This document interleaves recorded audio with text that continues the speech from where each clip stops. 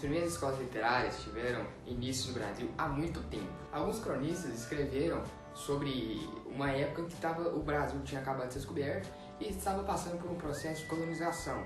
O país tinha acabado de ser descoberto e estava sendo colonizado. A literatura brasileira tem um pouco mais de 500 anos. E as escolas literárias surgiram no continente europeu. Lá já são milhares. E no Brasil, o processo foi mais tarde. O primeiro momento que as escolas realmente começaram a ser construídas foram depois do quinhentismo, onde aconteceram diversas manifestações.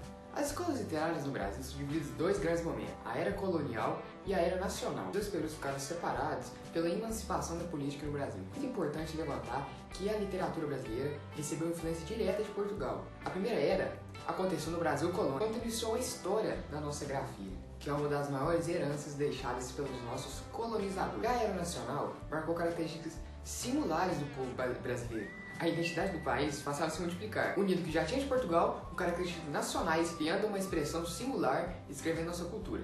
O humanismo. Esse período retrata o que o próprio nome já diz, o homem e a sua valorização. Surge mais atenção à natureza humana. A literatura também mantém características religiosas, mas vem para dar atenção a uma das maiores criações de Deus, a humanidade. Na Itália destacam-se grandes artistas como Dante Alighieri, eu não sei falar o nome dele não. Ele é o autor da comédia Giovanni Boccaccio e Francesco Petrarca. Em Portugal destaca-se o teatro poeta Gil Vicente, o autor de A Farsa de Inês Pereira.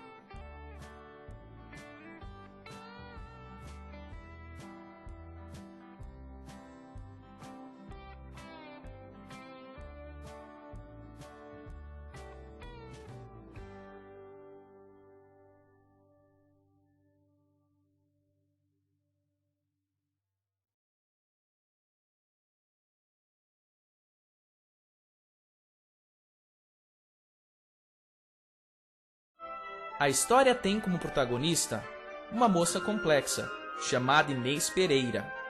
Ela era como as outras mocinhas de sua época, idealizava um casamento diferente do tradicional e não queria viver enclausurada em sua casa, presa aos afazeres domésticos.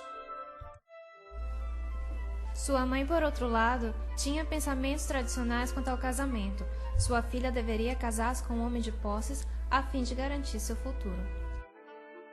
Inês queria um marido culto e se queixava da vida dentro de casa. Oh, Jesus, que enfadamento, que raiva e que tormento, que cegueira e que canseira. Não te apresse tu, Inês, maior é o ano que o mês. Quando te não recatares, virão maridos e pares, e filhos de 3 em 3. Surge então a alcoviteira Leonor Vaz, com uma proposta de casamento para Inês. Ela trazia uma carta de Pero Marques, filho de um lavrador inculto, rústico, mas rico e com boas intenções. Eu vos trago um bom marido, rico, honrado e conhecido. Mata o cavalo de sela e boa é o asno que me leva. Inês despreza os conselhos da mãe e da alcoviteira. Despreza também a carta de Pero de Marques. Mas gado tenho eu já quanto, e o mor de todo o gado. Digo maior algum tanto, e desejo ser casado. Oh, Jesus, que João das bestas! Olhai aquela canseira! Inês idealiza um homem culto para si, e despreza Pero Marques.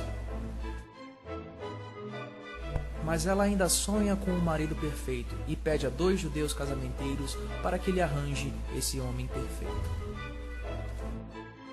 Nós já temos o seu pretendente, é o Brás da Mata, um escudeiro. Entra em cena o escudeiro e o seu criado. Você não vai rir quando eu mentir pra essa mulher, ouviu, garoto? Brás da Mata era um falido, mas finge ter dinheiro e ser um homem culto e discreto. Numa única visita, Inês acredita e aceita se casar com ele.